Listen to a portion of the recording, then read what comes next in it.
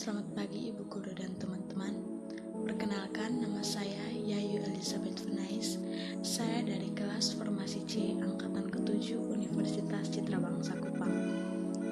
Pada kesempatan kali ini, saya akan membawakan materi tentang reaksi identifikasi kation dan anion. Yang pertama, teori titik reaksi identifikasi kation dan anion. Kation dalam kimia didefinisikan sebagai ion yang bermuatan positif karena kehilangan elektron dari kulit terluarnya. Kation terbentuk ketika mereka kehilangan satu atau lebih elektron dari kulit valensi mereka. Sedangkan anion dalam kimia didefinisikan sebagai ion yang bermuatan negatif karena memiliki elektron berlebih. Anion terbentuk ketika ia mendapatkan elektron, yaitu ia memperoleh satu atau lebih muatan negatif. Yang kedua, metode praktikum. Yang pertama, alat dan bahan praktikum. Alat, adapun yang digunakan pada praktikum ini yaitu sebagai berikut. Yang pertama, tabung reaksi 12 buah, rak tabung reaksi 1 buah, pipet tetes 3 buah, gelas kimia 100 ml 2 buah, botol semprot 1 buah. Bahan yang pertama, larutan PbSO4, larutan K2CrO4, larutan FeCl3, larutan K4FeCN6, larutan AgNO3, larutan KBr, larutan CuSO4, larutan HCl, larutan SCN, padatan BaSO4, larutan Na2CO3, Aquades. Prosedur kerja, uji kation. Uji kation Ag+, yang pertama 1 tetes AgNO3 1M dimasukkan dalam tabung reaksi, ditambahkan 1 tetes KBr 1M, diamati perubahan yang terjadi. Endapan kuning putih dalam kurung kuning AgBr. Uji kation Pb2+. 1 tetes PbSO4 dimasukkan dalam tabung reaksi, ditambahkan 1 tetes K2CrO4, diamati perubahan yang terjadi. Endapan kuning PbCrO4.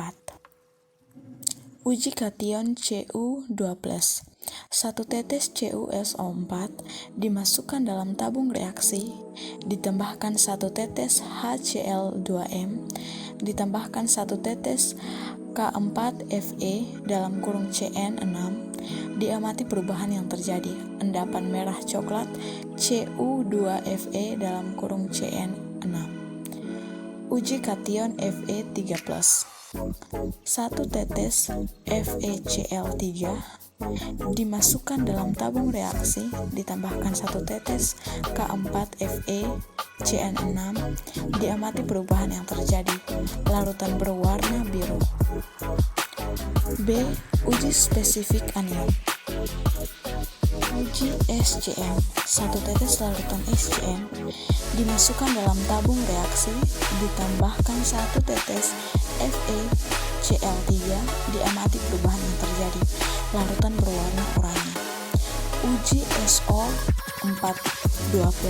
Sedikit padatan BaSO4 dimasukkan dalam tabung reaksi, dileburkan dengan Na2CO3, direaksikan dengan ion Pb, diamati perubahan yang terjadi. Endapan putih PbSO4. Hasil pengamatan. A. Uji spesifik kation. 1.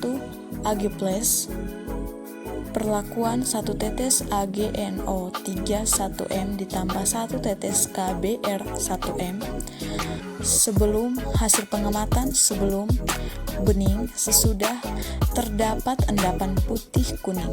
Yang kedua, Pb2+, perlakuan 1 tetes PbSO4 ditambah 1 tetes K2CrO4 1M.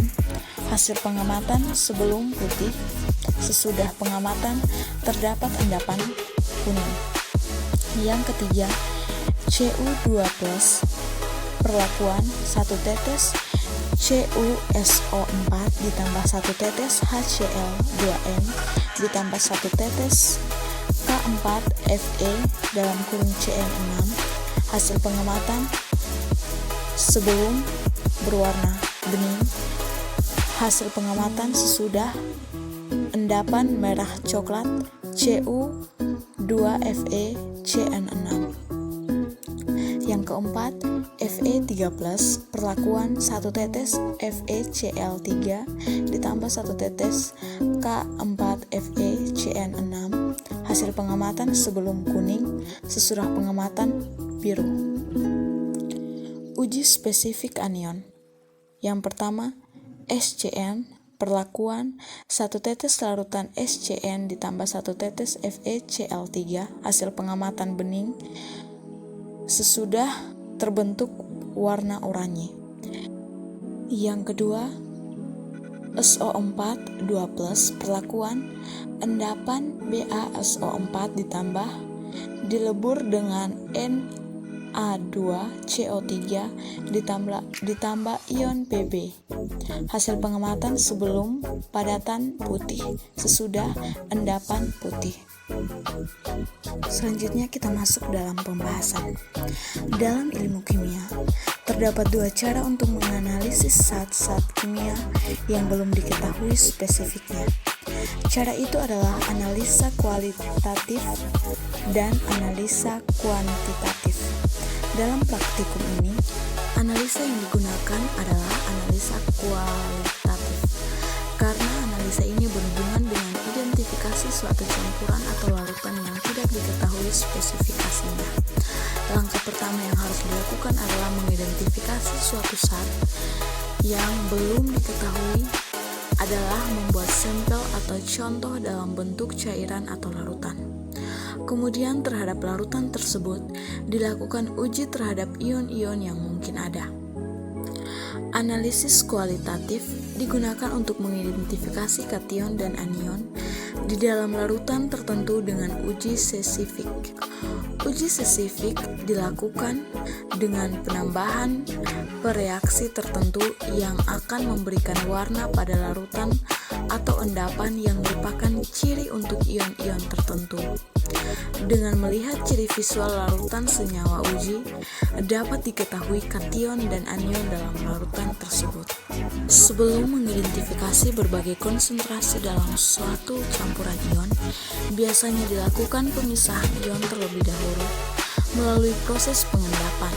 Selanjutnya dilakukan pelarutan kembali endapan tersebut. Kemudian diadakan uji-uji spesifik untuk ion-ion yang akan diidentifikasi. Uji spesifik dilakukan dengan menambahkan reagen atau reaksi tertentu yang akan memberikan larutan atau endapan berwarna yang merupakan karakteristik untuk ion-ion tertentu. Pada percobaan uji kation dan anion, untuk mengidentifikasi ada tidaknya suatu kation dan anion, dilakukan analisis kualitatif yang sederhana, yaitu penambahan reagen, maka akan terjadi perubahan yang menunjukkan adanya ion-ion.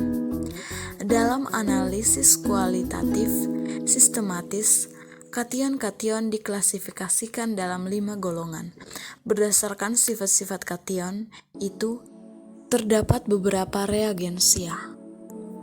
Reagensia yang umum dipakai diantaranya adalah asam klorida, hidrogen sulfide, amonium sulfide, dan amonium karbonat.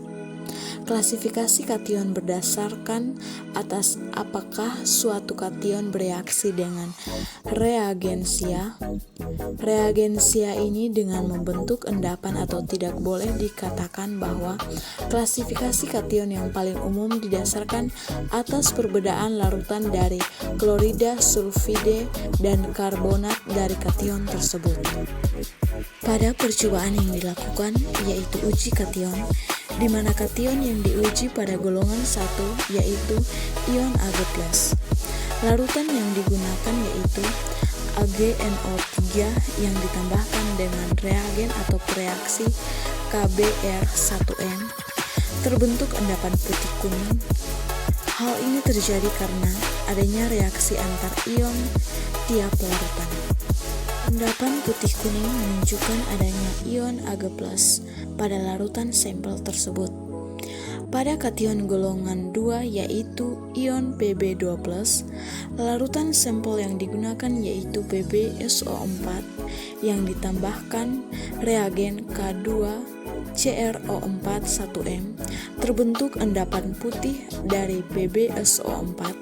Penambahan K2CrO4 untuk mempercepat terjadinya endapan karena Pb2+ tidak dapat larut dengan kalium kromat, sehingga endapan putih tersebut menunjukkan adanya ion Pb2+. Selanjutnya uji kation Cu2+. Larutan sampel yang digunakan yaitu larutan C2SO4 dengan reagen K4FeCN6. Saat direaksikan membentuk endapan merah coklat Cu2FeCN6. Penambahan HCl berguna untuk mempercepat reaksi antar larutan sampel dengan reagennya. Adanya endapan tersebut membuktikan dalam larutan sampel adanya ion Cu2+.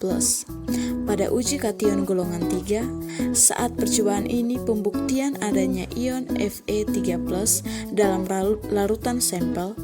Larutan sampel yang digunakan yaitu FeCl3 dan reagen K4FeCN6 direaksikan membentuk larutan berwarna biru, di mana larutan sampel dan reagen saling bereaksi antar ion-ionnya.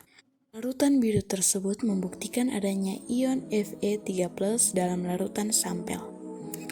Anion merupakan ion yang muatan totalnya negatif akibat adanya kenaikan jumlah elektron.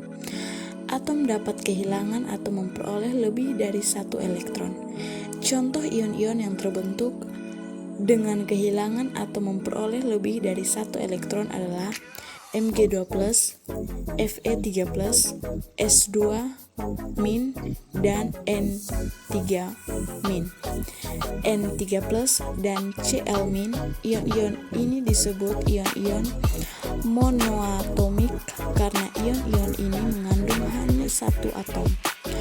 Pengujian terhadap anion relatif lebih sederhana karena gangguan-gangguan dari ion-ion lain yang ada dalam larutan minimal dapat diabaikan. Golongan anion terdiri atas 3 yaitu golongan sulfat, golongan halida, dan golongan nitrat. Pada pengujian anion, di percobaan ini, ion yang akan diuji yaitu ion SCN dan SO42. Pada uji ion SCN, larutan sampel yang digunakan adalah larutan SCN dengan reagen FeCl3. Direaksikan terjadi perubahan warna dari warna bening menjadi warna oranye tua. Seharusnya saat direaksikan membentuk warna merah darah. Hal ini terjadi karena saat melakukan percobaan, konsentrasi FeCl3 lebih rendah dari larutan SCN yang lebih tinggi, sehingga tidak terbentuk warna larutan merah darah. Uji anion selanjutnya pada golongan sulfat yaitu SO42+.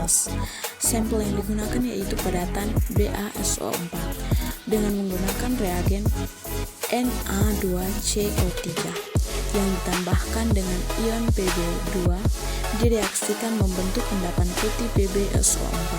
Hal ini terjadi karena ion-ion Pb2 mengikat ion SO42+ dari sampel yang digunakan dan BaSO4 tidak larut dalam Na2CO3 sehingga terbentuknya endapan tersebut.